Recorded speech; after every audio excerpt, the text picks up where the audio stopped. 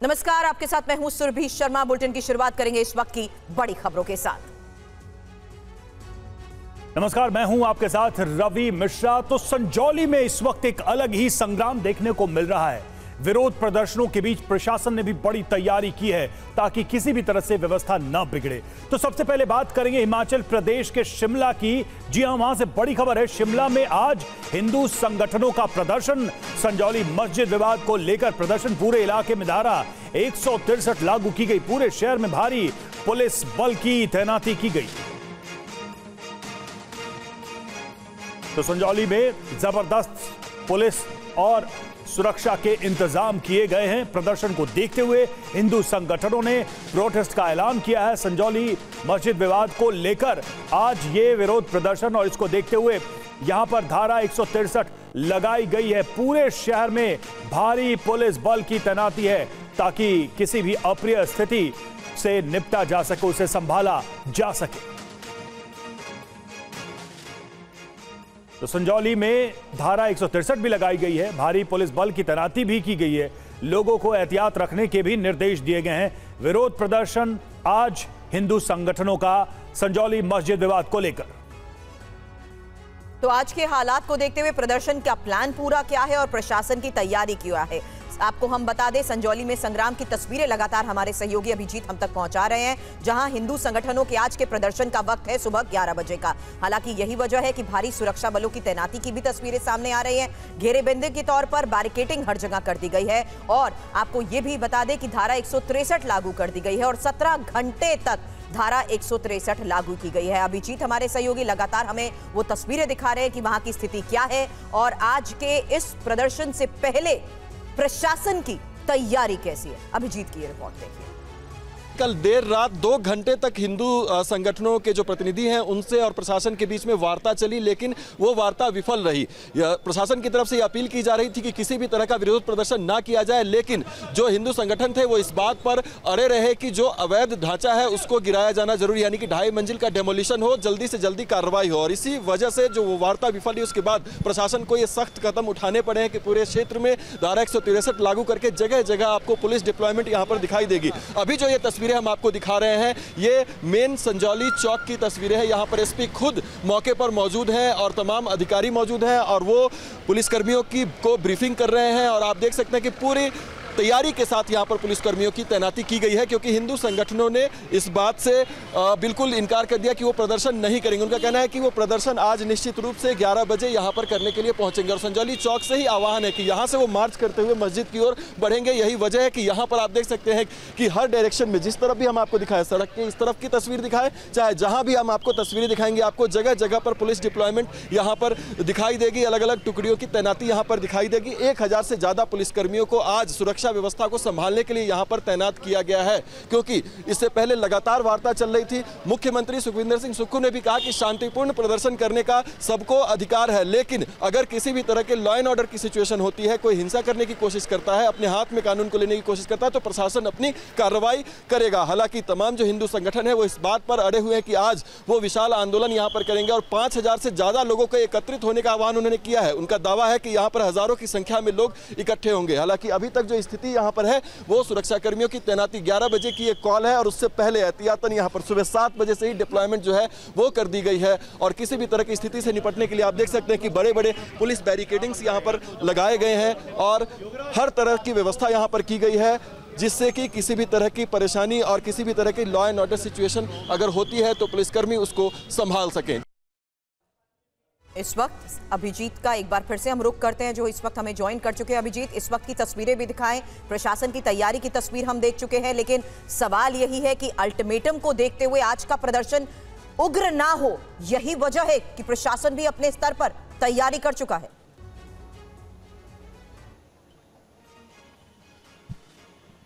जी बिल्कुल सुरभि, और इस वक्त जिस जगह पर मैं मौजूद हूं वो ढली टनल है, जहां से संजौली के लिए मेन एंट्री पॉइंट इसको आप मान सकते हैं वो है, और यहीं से सबसे ज्यादा संख्या में पिछली बार भी प्रदर्शनकारी यहां पर पहुंचे थे। और इस जगह पर आप देख सकते हैं कि किस तरह से यहां पर डिप्लॉयमेंट की गई है, बड़े बड़े लोहे की बैरिकेडिंग्स यहां पर रखी गई है कि अगर उग्र भीड़ यहां पर घुसने की कोशिश करती है तो पूरी तरीके से इस टनल को ब्लॉक कर दिया जाएगा। और यहां पर सुरक्षा कर्मियों की तैनाती भी आपको दिखाई देगी। यहां पर चेक पोस्ट भी बनाया गया है, सभी वाहन जो यहां से अंदर जाएंगे उनकी चेकिंग भी यहां पर की जाएगी। तो इस तरह की तैयारी यहां पर की जा रही है।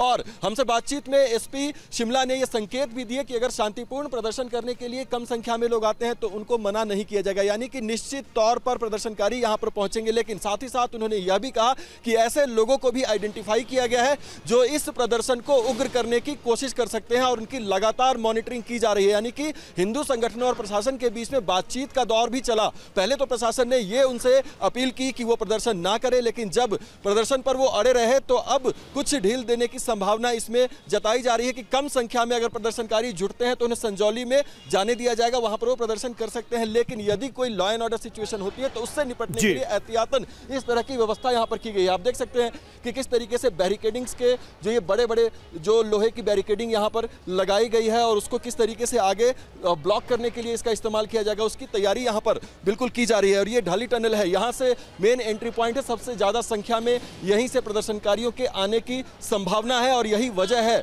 कि इस जगह पर सबसे ज्यादा डिप्लॉयमेंट और सख्ती यहां पर दिखाई जा रही है।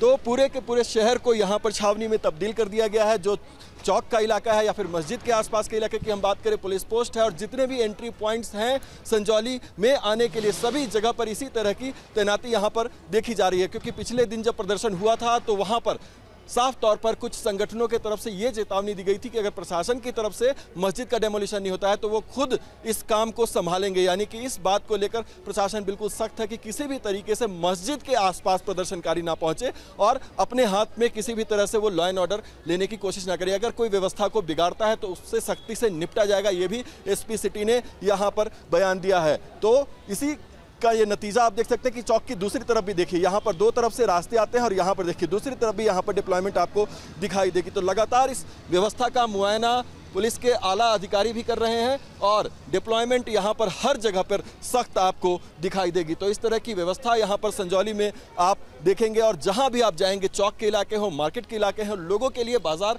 खुलने में मनाही नहीं है। स्कूल भी खोले गए हैं, बच्चे स्कूल भी जा रहे हैं, लोग अपने काम पर भी जा रहे हैं। तमाम व्यवस्था को सुचारू रूप से चलाने का भी प्रयास है प्रशासन का, किसी तरह से आम लोगों को कोई दिक्कत ना हो, इस तरह के प्रयास भी यहाँ पर दिखाई दे रहे हैं। लेकिन प्रदर्शनकारियों को रोकने के लिए और उग्र प्रदर्शन को रोकने के लिए इस तरह की सख्त व्यवस्था भी यहाँ पर दिखाई दे रही है। जी सुरभि, बिल्कुल तस्वीरों में साफ पता चल रहा है कि किस तरह से बड़ी संख्या में पुलिस बल को तैनात किया गया है, पुलिस को तैनात किया गया प्रदर्शन को देखते हुए। शुक्रिया अभिजीत आपका हमसे जुड़ने के लिए, इन तस्वीरों और इस जानकारी के लिए। और शिमला के एसपी से अभिजीत ठाकुर ने थोड़ी देर पहले बात की, वो भी आपको सुनाते हैं क्या कहा उन्होंने। संजौली में आज सुरक्षा के कड़े इंतजाम दिखाई दे रहे हैं और इस वक्त हमारे साथ एसपी शिमला मौजूद है बातचीत करने के लिए। सर, किस तरह के इंतजाम प्रदर्शनकारियों को रोकने के लिए किया गया है? देखिए, जो बेसिक चीज़ है वो तो पीस ही है एंड हमारी सोसाइटी और हमारी स्टेट और हमारा डिस्ट्रिक्ट कैपिटल शिमला जो है, we have a benchmark of peace, we are peace loving people. हमारी देवभूमि के लोग हैं और कभी भी ऐसी हिस्ट्री नहीं रही है। तो अगर कोई जो है यहाँ पे अपने आप को प्रोटेस्ट भी करने के लिए गैदर होते हैं, डेफिनेटली वो भी पीसफुल प्रोटेस्ट ही करेंगे। और जितने स्टेक होल्डर्स हैं उनसे भी हमारी बात हुई है कि वो पीसफुल प्रोटेस्ट में ही शामिल होंगे। वैसे तो बहुत ज़्यादा नंबर आने की अभी आशा नहीं है, लोगों ने हमको एश्योर किया है। जहाँ तक अगर कोई इसमें अपने लिए अपॉर्चुनिटी ढूंढता है और लॉ को ब्रीच करता है, तो आप जानते हैं कि लॉ के प्रोसीजर कितने कठिन होते हैं और अपने लिए कोई भी नहीं चाहेगा कि कोई लीगल कॉम्प्लिकेशन पैदा करे, क्योंकि सबको अपॉर्चुनिटी इसमें पूरी मिली हुई है जो अपनी बात जिनको रखनी चाहिए। और जो भी मैटर्स हैं, लॉ के मैटर्स हैं, वो सभी को वेट करना चाहिए। अपने राइट्स और हक जो है वो कोर्ट से या कहीं से भी डिसाइड होने हैं, so they should wait for that. Overall जो है हमने ड्रोन्स को डिप्लॉय किया है, हमारी फोर्स और बंदोबस्त पूरा है एहतियातन तौर पे एज ए प्रिवेंटिव मेज़र। और हमने जो है सोशल मीडिया पे भी पूरी नज़र रखी हुई है। काफ़ी सारे लोग हमने इसमें आइडेंटिफाई किए हैं जो इस तरह की अपॉर्चुनिटी में अपनी आईडी से या फेक आईडी से जो मैसेजेस करते रहते हैं और लोगों को प्रोवोक करते रहते हैं। ऐसे लोगों को हमने चिन्हित कर रखा है। 40 से 50 लोग ऐसे हैं जिन्होंने इस तरह से जो है वो अपॉर्चुनिटी ढूंढने की कोशिश की है। और और आइए एक नजर डालते हैं संजौली में होने वाले विरोध प्रदर्शन और उसको रोकने के लिए पुलिस के एक्शन पर। तो प्रदर्शन का प्लान देखिए क्या है वो आप देख लीजिए। 11 बजे धरना प्रदर्शन का समय बताया गया है और मस्जिद के बाहर प्रदर्शन करने का ऐलान हिंदू संगठनों के द्वारा किया गया है। विश्व हिंदू परिषद का समर्थन है इसे। मस्जिद गिराने का अल्टीमेटम भी दिया गया है। इधर प्रशासन की क्या तैयारियां हैं वो भी देखिए। संजौली में धारा 163 लागू है। सुबह 7 से रात 12 बजे तक लागू किया गया इसे। लाउड स्पीकर के इस्तेमाल पर रोक है।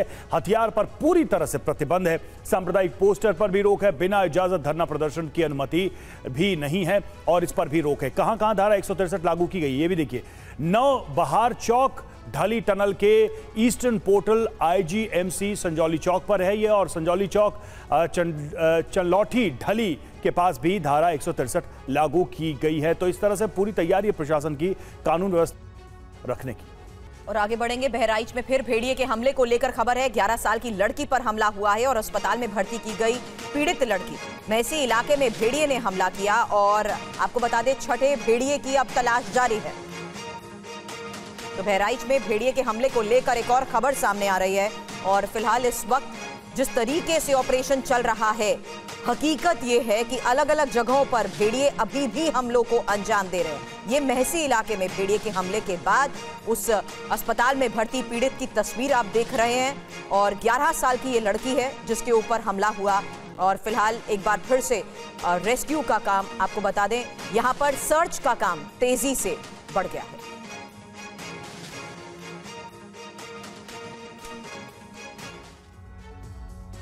बहराइच के कई गांव में अब भी भेड़िए का आतंक जारी है। ताजा घटना में 11 साल की एक बच्ची को भेड़िए ने घायल कर दिया। छठे भेड़िए की तलाश जारी है। ड्रोन के जरिए वन विभाग की टीम बहराइच के जंगलों की खाक छान रही है। चप्पे चप्पे में तलाश कर रही है क्योंकि अब तक लंगड़ा भेड़िया नहीं पकड़ा जा सका है। लंगड़ा भेड़िया जो भेड़ियों का सरदार बताया जा रहा है वो अब तक पकड़ से बाहर है। उसके गैंग के 5 भेड़िए पिंजरे में कैद हो चुके हैं। जब तक लंगड़ा भेड़िया पकड़ा नहीं जाता डर बना हुआ है। इसलिए देखिए लोग अब भी रत जगा कर रहे हैं। लाठी डंडों और टॉर्च के जरिए समूह में लोगों को आगाह कर रहे हैं। बहराइच जिले की महसी तहसील के 50 गांव में इसी तरह पहरा दे रहे हैं। रात में जागने और सावधान रहने के अलावा कोई चारा नहीं है।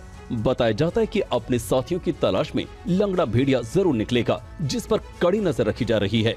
इधर गांव में पुलिस भी गश्त कर रही है, लोगों को सावधान रहने को कह रही है। हम लोग बहुत संतुष्ट हैं उस भेड़िया से जो पकड़ा गया है, उससे बहुत संतुष्ट हो गए हैं।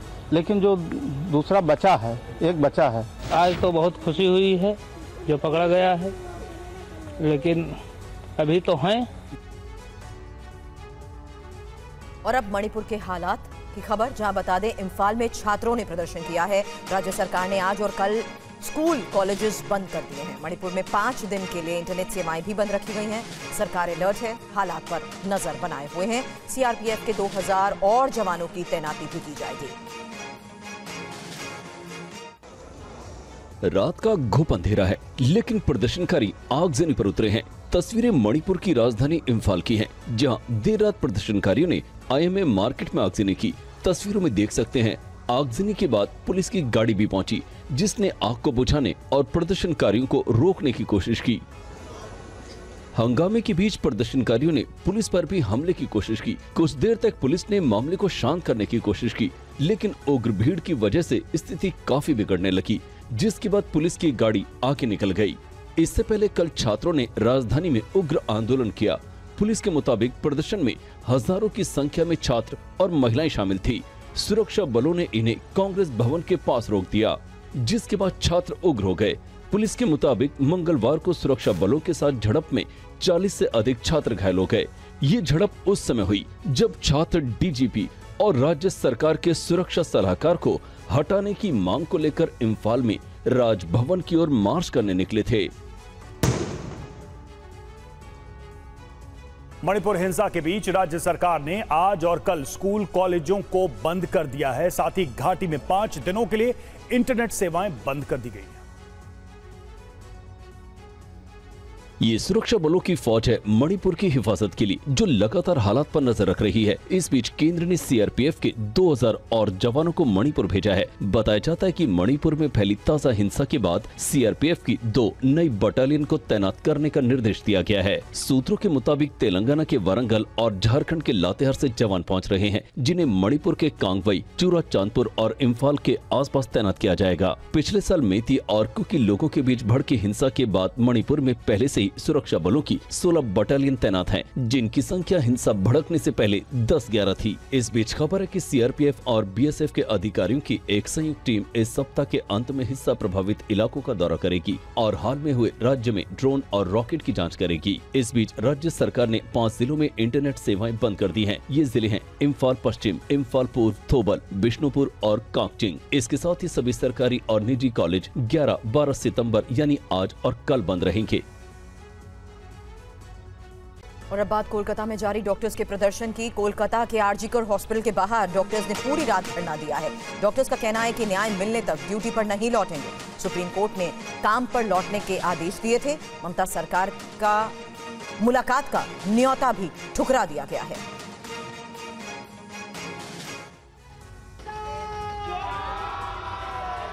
कोलकाता में डॉक्टर करीब 1 महीने से हड़ताल पर हैं। काम पर लौटने की हर अपील को ठुकरा चुके हैं। इस मामले में सुप्रीम कोर्ट ने भी आदेश जारी किया, लेकिन प्रदर्शनकारी चिकित्सकों ने उच्चतम न्यायालय के आदेश को नहीं माना। आंदोलनकारी जूनियर डॉक्टरों को कल शाम 5 बजे तक काम पर लौटने का आदेश जारी किया गया था। प्रदर्शनकारी डॉक्टरों का कहना है कि वे अपनी मांगे पूरी होने और आरजीकर अस्पताल घटना में जान गंवाने वाली महिला चिकित्सक को न्याय मिलने तक ड्यूटी पर नहीं लौटेंगे। आरजीकर अस्पताल मुद्दे पर गतिरोध दूर करने के लिए राज्य सचिवालय में बातचीत के लिए मुख्यमंत्री ममता बनर्जी ने बुलावा भेजा, लेकिन ममता के निमंत्रण में ईमेल की भाषा पर डॉक्टरों ने आपत्ति जताई और बातचीत की पेशकश को ठुकरा दिया। डॉक्टरों ने कहा कि ईमेल की भाषा न केवल हम चिकित्सकों के लिए अपमानजनक है, बल्कि ये पूरी तरह से असंवेदनशील है। आपको बता दें कि राज्य के स्वास्थ्य सचिव NS निगम ने प्रदर्शनकारी चिकित्सकों को मंगलवार की शाम भेजे गए एक ईमेल में कहा था कि सरकारी प्रतिनिधियों से मिलने के लिए ज्यादा से ज्यादा उनके 10 प्रतिनिधि नब्बान का दौरा कर सकते हैं। कोलकाता आरजीकर कॉलेज के पूर्व प्रिंसिपल के खिलाफ ईडी ने शिकंजा कस दिया है। छापेमारी के दौरान ईडी ने घोष के कई प्रॉपर्टीज जब्त की।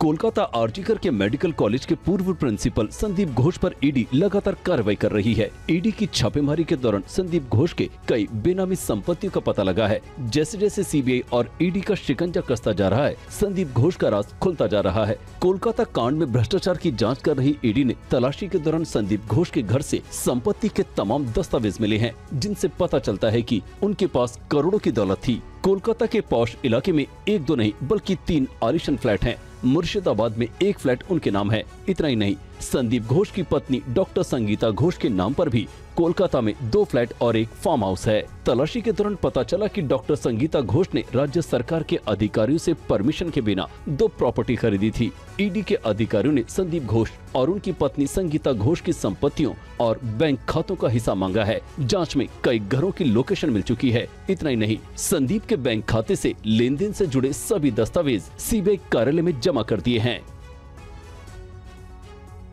और अमेरिका में भारत विरोधी सीनेटर से मिले राहुल गांधी। इल्हान उमर से राहुल गांधी की मुलाकात को लेकर खबर है। इजरायल और मोदी विरोधी सीनेटर हैं इल्हान। पाकिस्तान समर्थक सीनेटर इल्हान से राहुल गांधी की मुलाकात को लेकर ये तस्वीर।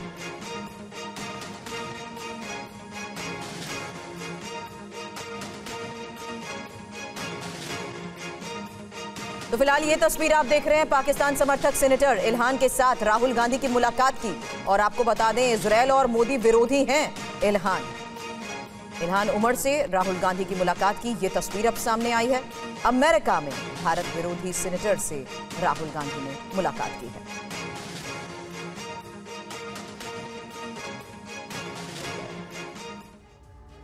और भारत विरोधी सीनेटर से मिलने पर बीजेपी का हमला। शहजाद पूनावाला ने कहा, राहुल का हाथ भारत विरोधियों के साथ देश विरोध पर उतर आए हैं राहुल गांधी। शहजाद पूनावाला का बयान। यूएस कांग्रेस में भारत के लिए प्रस्ताव लाई थी इल्हान ने 370 हटाने का विरोध किया था।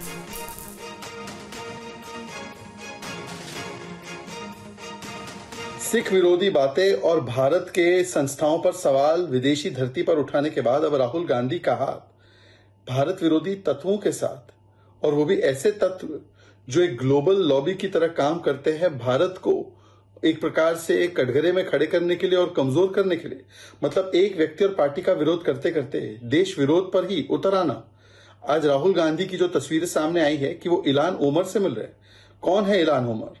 इल्हान ओमर वही है जिसने भारत के खिलाफ रेजोल्यूशन लाया यूएस कांग्रेस में, जिसने 370 हटने का विरोध किया, जो इमरान खान से मिलकर भारत में इस्लामोफोबिया कैसे बढ़ रहा है उसकी चर्चा की, जिसने भारत की सॉवरेनिटी को वायलेट करते हुए पीओके विजिट किया पाकिस्तान द्वारा स्पॉन्सर्ड ट्रिप पर। ये वही इल्हान ओमर है जो हिंदुओं के खिलाफ नफरत को लगातार बढ़ावा देती है। और हमारे सहयोगी मनीष झा इस वक्त हमें ज्वाइन कर चुके हैं। मनीष, पहले राहुल के बयान और अब राहुल की मुलाकात सवालों के घेरे में। देखिए, निश्चित तौर पर भारत में इसे लेकर काफी राजनीति हो रही है। बाकी अगर आप देखें तो इल्हान उमर डेमोक्रेटिक पार्टी की नेता हैं, कांग्रेस अमेरिकी सांसद हैं, और सब बढ़कर ये बात है कि अपने विचारों के लिए वो अमेरिका में भी काफी विवादित रही हैं। अब उनके साथ राहुल गांधी ने क्यों मुलाकात की, उसके पीछे उनका क्या पर्पस है, ये राहुल गांधी और कांग्रेस पार्टी बेहतर बता सकती है। लेकिन हाँ, इसमें कोई दो राय नहीं है कि आज की तारीख में अमेरिका में जो अलग अलग धड़े की आवाज है उसमें से इल्हान उमर भी एक आवाज है, और इल्हान उमर उस एक्सट्रीम लेफ्ट को वहां रिप्रेजेंट करती हैं जो आज की तारीख में अमेरिकी सरकार का एक बड़ा एजेंडा दिखाई देता है। तो वैसी स्थिति में यहाँ से राहुल गांधी की अमेरिकी नेता से मुलाकात के अपने अपने मायने हैं। बीजेपी अलग तरह से देख रही है, कांग्रेस अलग तरह से देख रही है, और अमेरिका में इसे रूप में देखा जा सकता है कि भारत के एक अपोजिशन लीडर ने यहाँ पर जो एक एक्सट्रीमिस्ट आवाज है उसके साथ बातचीत की है। जी, बने रहे हमारे साथ मनीष। और अमेरिका से राहुल गांधी का केंद्र सरकार पर आरोप, चीन ने लद्दाख में दिल्ली जितनी जमीन पर कब्जा किया, चीन को नहीं संभाल पा रहे हैं मोदी। राहुल गांधी ने कहा भारत ने ऐसा दौर कभी नहीं देखा।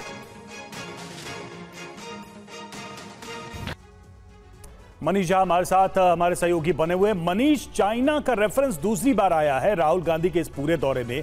पहली बार बेरोजगारी को लेकर राहुल गांधी ने चीन की तारीफ की और कहा कि वहां यह समस्या नहीं है, और अब एक बार फिर से वही पुराना मुद्दा कि भारत की एक बड़ी जमीन को चीन ने कब्जाया है और मोदी सरकार फेल है। देखिए, मई 2020 में जब गलवान एपिसोड हुआ तब से भारत और चीन के बीच 3 दर्जन से अधिक राउंड की बातचीत हो चुकी है, लेकिन अभी भी फिलहाल भारत सरकार की तरफ से ये नहीं कहा गया है कि ये समस्या का समाधान पूरी तरह से हो चुका है। वो इशू अभी तक विवादित है। अब अंतर्राष्ट्रीय परिप्रेक्ष्य में अगर आप देखें तो चीन सबके लिए चुनौती है, भारत के लिए भी चुनौती है, अमेरिका के लिए भी चुनौती है, और तमाम देशों के लिए चुनौती है। यही वजह है कि इंडो पैसिफिक क्षेत्र में सभी देश मिलकर चीन को कंट्रोल करने की कोशिश कर रहे हैं। अब रही बात है, राहुल गांधी ने अमेरिका में ये बयान दिया, इसे लेकर तमाम तरह की राजनीति हो सकती है। विपक्ष का कहना यह है कि प्रधानमंत्री मोदी भी विदेश में जाकर घरेलू मुद्दों की बात करते हैं। वहीं बीजेपी का कहना है कि लीडर ऑफ अपोजिशन विदेश में जाकर घरेलू मुद्दों की बात क्यों करे। मुझे लगता है इस मामले में कांग्रेस और बीजेपी दोनों को इस बात पर आम सहमति बनानी होगी कि क्या विदेशी जमीन पर हमें किन मुद्दों को उठाना चाहिए, किन मुद्दों को नहीं उठाना चाहिए। लेकिन हाँ, एक मैसेज तो जरूर जाना चाहिए विदेशी जमीन पर कि सत्ता और विपक्ष दोनों देश के मामले में एक है, जो फिलहाल अभी जाता हुआ दिख नहीं रहा है। अब ऐसी स्थिति में जाहिर है तो विवाद काफी होंगे, लेकिन इन सबके बीच ये भी एक मूल प्रश्न बना रहेगा कि चीन ने जो गलवान में जिस तरह से अतिक्रमण किया है वो मुद्दा अभी तक सॉल्व नहीं हो सका है। जी, शुक्रिया मनीष आपका। और एक और बड़ी खबर है, वाशिंगटन में प्रेस कॉन्फ्रेंस में बोले राहुल गांधी, भारत में सरकार में 90% भारतीयों का प्रतिनिधित्व नहीं, 70 सेक्रेटरी मिलकर देश चला रहे हैं। कॉर्पोरेट ब्यूरोक्रेसी में दलितों का प्रतिनिधित्व नहीं।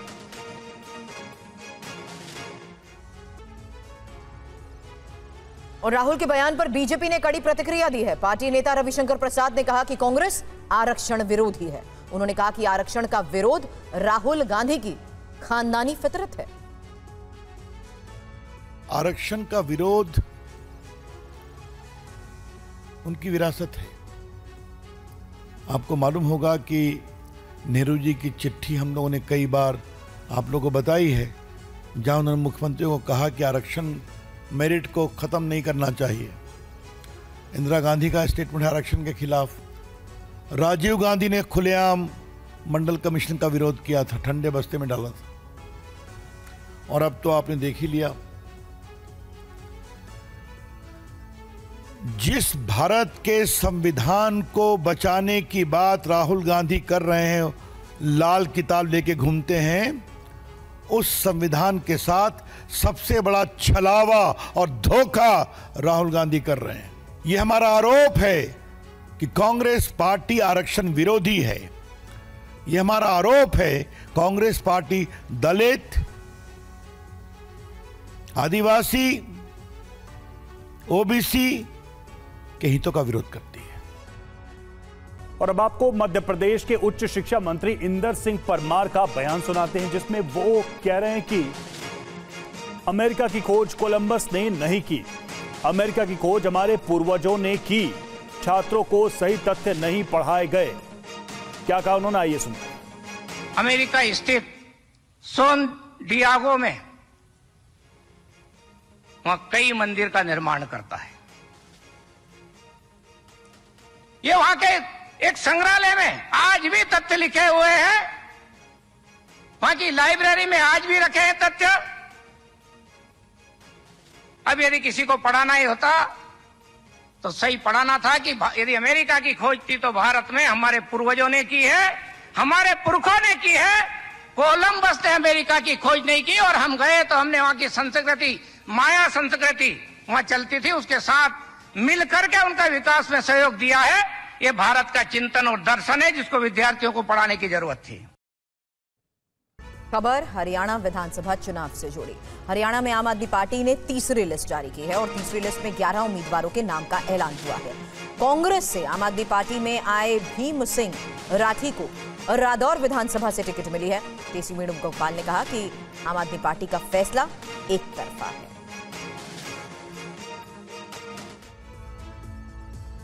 हरियाणा में 90 सीटों पर हो रहे विधानसभा चुनाव के लिए सभी पार्टियों ने कमर कस ली है। बीजेपी और कांग्रेस के बीच कड़ा मुकाबला है। एक तरफ बीजेपी हरियाणा में हैट्रिक लगाने की तैयारी कर रही है, वहीं कांग्रेस ने 10 साल बाद सत्ता में आने के लिए पूरी ताकत झोंक दी है। कांग्रेस ने आप के साथ मिलकर चुनाव लड़ने की पहल की थी, लेकिन सीटों पर बात नहीं बनी। अब आपने अकेले दम पर चुनाव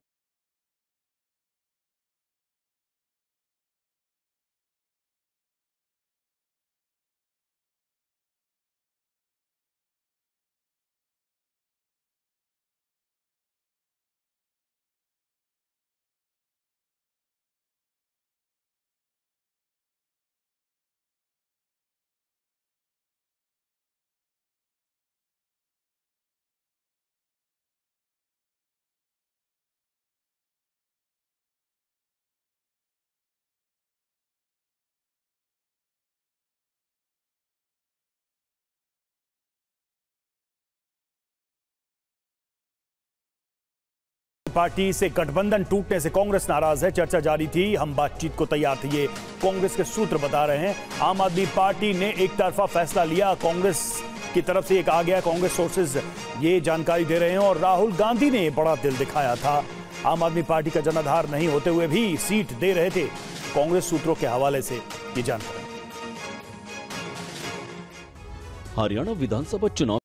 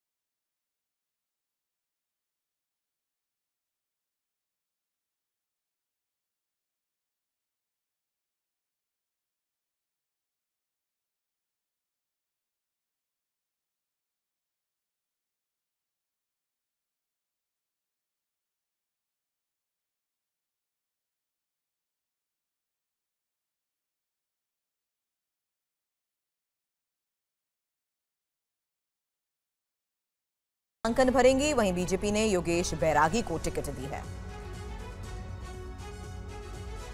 हरियाणा विधानसभा चुनाव के लिए सबकी निगाह जुलाना सीट पर लगी हुई है। कांग्रेस ने इस सीट से विनेश फोगाट को मैदान में उतारा है। पहलवान और कांग्रेस प्रत्याशी विनेश फोगाट आज अपना नामांकन दाखिल करेंगी। फोगाट ने सोशल मीडिया पर इसकी जानकारी दी है। उन्होंने कहा कि आज मैं जुलाना विधानसभा से कांग्रेस प्रत्याशी के रूप में नामांकन करने जा रही हूं। वहीं बीजेपी ने अपनी लिस्ट जारी करते हुए इस सीट के योगेश बैरागी को चुनावी मैदान में उतारा है। बैरागी ने कहा है कि वो यहां से बीजेपी का कमल खिलाएंगे। मैं भारतीय जनता पार्टी के कमल के फूल का एक प्रत्याशी हूँ, तो मेरा काम रहेगा कि भारतीय जनता पार्टी को वहां से जिताना है। उसके लिए पुरजोर मेहनत करूंगा और मेरे जुलाना विधानसभा के जितने भी मेरे बड़े बुजुर्ग हैं, मेरा परिवार जो वहां है, उन सब से मैं हाथ जोड़ के अपील करूंगा कि मेरे को सेवा करने का मौका दे और वहां मेरा जो एक मॉडल रहेगा, विकास की क्रांति का मॉडल रहेगा, भाईचारे का मॉडल रहेगा। योगेश 12 सितंबर को नामांकन दाखिल करेंगे। अब देखना होगा कि योगेश विनेश फोगाट को कितना टक्कर दे पाते हैं। वेस्ट यूपी को अलग राज्य बनाने को लेकर सियासत गर्माती जा रही है। संजीव बालियान के उलट संगीत सोम ने कहा कि वो वेस्ट यूपी को मिनी पाकिस्तान नहीं बनने देंगे। पश्चिमी उत्तर प्रदेश को अलग राज्य बनाने की मांग एक बार फिर जोर पकड़ने लगी है। यूपी में उपचुनाव और हरियाणा विधानसभा से पहले वेस्ट यूपी पर घमासान शुरू हो गया है। समाजवादी पार्टी इसका विरोध पहले से ही कर रही है। बीजेपी नेता संगीत सोम ने कहा, वेस्ट यूपी को मिनी पाकिस्तान नहीं बनने देंगे। वेस्ट यूपी कभी नहीं बनना चाहिए, ये मैंने पहले फिर कहा था, मैं फिर उसी बात को दोहरा रहा हूँ। वेस्ट यूपी नहीं बनेगा, मिनी पाकिस्तान बनेगा और हम हिंदुस्तान में पाकिस्तान नहीं बनने देंगे साहब। अगर वेस्ट यूपी बनाना है, हम तो कह रहे हैं ना पहले से, दिल्ली में जोड़िए ना, दिल्ली में जोड़िए, दिल्ली के साथ जोड़िए और दिल्ली को बड़ा होने की जरूरत है। दिल्ली में जुड़ेगा, पूर्ण स्टेट बनेगा। वहीं संजीव बालियान ने युवाओं से पश्चिमी उत्तर प्रदेश को अलग राज्य बनाने के लिए आगे आने को कहा था। बहुत पहले से मांग रही है उत्तर प्रदेश के लोगों की, उत्तर प्रदेश का विभाजन होना चाहिए। युवा साथी इसके बारे में विचार करें, आगे आए युवा। छोटा प्रदेश होगा, एडमिनिस्ट्रेटिवली कंट्रोल करना बेहतर रहेगा, विकसित होगा और पश्चिम उत्तर प्रदेश तो हिंदुस्तान का सबसे विकसित राज्य बनेगा। सेमीकंडक्टर निर्माण के क्षेत्र में आत्मनिर्भर बनाने के लिए आज प्रधानमंत्री मोदी इंडिया एक्सपो मार्ट का उद्घाटन करने जा रहे हैं और इससे पहले कल उन्होंने दुनिया की कई दिग्गज कंपनीज के सीईओज के साथ अहम बैठक भी की। प्रधानमंत्री नरेंद्र मोदी सेमीकंडक्टर के क्षेत्र में क्रांतिकारी विकास और आत्मनिर्भर भारत के एजेंडे के साथ आगे बढ़ रहे हैं। इसी के तहत कल दिल्ली में उन्होंने कई कंपनी के सीईओ के साथ राय मशवरा किया। तमाम सीईओ ने पीएम के दूरदर्शी नेतृत्व और उनकी समझ की तारीफ की। बहुत एक्साइटिंग है प्राइम मिनिस्टर मोदी का विजन कि इंडिया में सेमीकंडक्टर्स डेवलप हो और सेल्फ रिलायंस बढ़े, और जो प्राइम मिनिस्टर मोदी जी की पॉलिसीज सेटअप की हैं to incentivise semiconductor manufacturing in India is very, very exciting. I think there's no parallel to that. His leadership is so exceptional. It has not inspired just India, it inspired the entire world. No administration in the history of this country had the courage to create a right policy when it came to semiconductors. And I'm so glad that the Prime Minister has this vision and he has a commitment. And I'm confident he's going to make us succeed. इस बीच आज प्रधानमंत्री आज से 13 सितंबर तक चलने वाले एक सम्मेलन का उद्घाटन। आप अपनी गाड़ी से चलते हैं तो आपके लिए बड़ी राहत की खबर है। केंद्र सरकार के ताजा फैसले के बाद अब आपको टोल प्लाजा पर रुकना नहीं पड़ेगा। यही नहीं, 20 किलोमीटर तक कोई टैक्स भी नहीं लगेगा। ये रिपोर्ट देखिए। अब टोल प्लाजा पर रुकने से होने वाली जाम की समस्या और समय की बर्बादी खत्म हो जाएगी। नए सिस्टम से अब गाड़ियों से जीपीएस के जरिए टोल वसूला जाएगा, यानी फास्टैग भी अब बीते दिनों की बात हो जाएगी। हालांकि ये सिस्टम भी फास्टैग की तरह ही होगा। नए नियम के मुताबिक अब जीपीएस और ऑनबोर्ड यूनिट ओबीयू के जरिए टोल वसूला जाएगा। ये फास्टैग और ऑटोमेटिक नंबर प्लेट रिकॉग्निशन तकनीक के अलावा होगा। इन बदलावों से ग्लोबल नेविगेशन सैटेलाइट सिस्टम यानी GNSS ओबीयू से लैस वाहन तय की गई दूरी के आधार पर ऑटोमेटिक टोल का भुगतान कर सकेंगे। यानी 2008 के नियमों के नियम 6 को बदल दिया गया है ताकि GNSS से लैस गाड़ियों के लिए विशेष लेन बनेगी। राष्ट्रीय राजमार्ग शुल्क दर और संग्रह निर्धारण संशोधन बिल 2024 के तहत राजमार्गों और एक्सप्रेसवे पर 20 किलोमीटर से अधिक की दूरी तय करने पर ही वाहन मालिक से कुल दूरी पर शुल्क लिया जाएगा। यानी एक दिन में 20 किलोमीटर की यात्रा तक कोई शुल्क नहीं लिया जाएगा। इसके बाद तय की गई दूरी के आधार पर टोल लिया जाएगा। पायलट प्रोजेक्ट के तहत नए नियम को कर्नाटक में NH 275 के बेंगलुरु मैसूर खंड और हरियाणा में NH 709 के पानीपत हिसार खंड पर किया गया है।